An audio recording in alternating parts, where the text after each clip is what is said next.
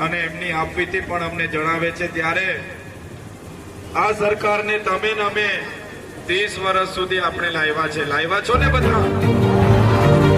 માફ કરજો, થોડું ગળું દબાયેલું છે. આ ચૂંટણીનો વરરાજા મને બનાવવામાં આવ્યો છે, ખબર છે ને? ઉમેદવાર હું છું એટલે દરેક જગ્યાએ આ લોકો મને વધારે ભાષણ કરાવે છે, એટલે ગળું દબાયેલું છે. છતાંય તમને સમજાવવાની હું વાત મૂકીશ, બધા શાંતિથી સાંભળજો. ત્યારે સ્વાભિમાન યાત્રા કેમ કાઢવી પડી અમને? તો આજે આખા ગુજરાતમાં આ ડબલ એન્જિનની સરકાર દ્વારા તમામ લોકો માટે હિતવાણીઓ થઈ જાય.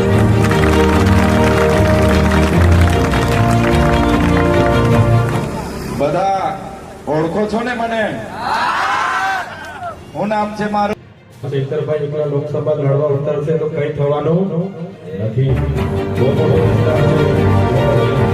પાર્ટીઓ મારી સામે વર્ષોથી સરકારો આપી છે. આપણું તંત્ર એ રીતે તમારા લોકસભાની ચૂંટણીમાં રસ લેવાનો છે. ભરૂચથી આપણે ક્રાંતિ કરવાની છે. જે દિવસે ભરૂચ લોકસભા આપણે જીતી જઈશું, સમગ્ર દેશના લોકો આપણને અભિનંદન આપશે. આટલી મોટી સરકાર સામે જ્યારે લડવાનું છે, વર્ષોથી ચાલતી ડબલ એન્જિન સરકાર સામે લડવાનું છે, આટલી મોટી પાર્ટી સામે લડવાનું છે, ત્યારે મિત્રો હું એટલા માટે આટલી મોટી સરકાર સામે લડું છું કે મારી સાથે તમારા જેવા વડીલો, તમારા જેવા યુવાનો, ઈમાનદાર લોકો અમને સમર્થન કરે છે. એ જ અમારી ખૂબ મોટી તાકાત છે. છતાં આપણે જોવા માંગીએ છીએ આ ચૂંટણી આપણા માટે એટલી બધી મહત્વની છે કે આપણે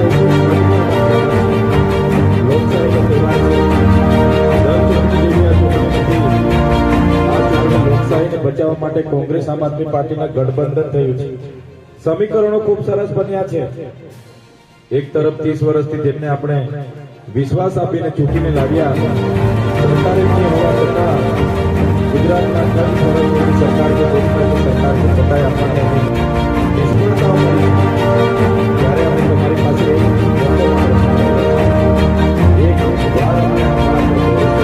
તમારે બધાએ અમને એકવાર ચૂંટીને લાવવાના છે.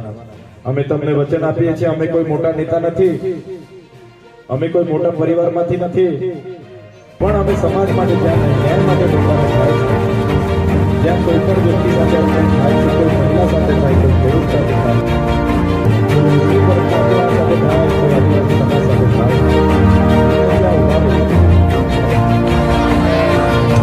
એમાં આજે આખું ગુજરાત ચૈતરભાઈ વસાવાને એટલા માટે ઓળખે છે કે ચૈતરભાઈ વસાવાનું આજે કામ બોલે છે, કામ. મિત્રો, 8 દિવસથી અમે નીકળેલા છે.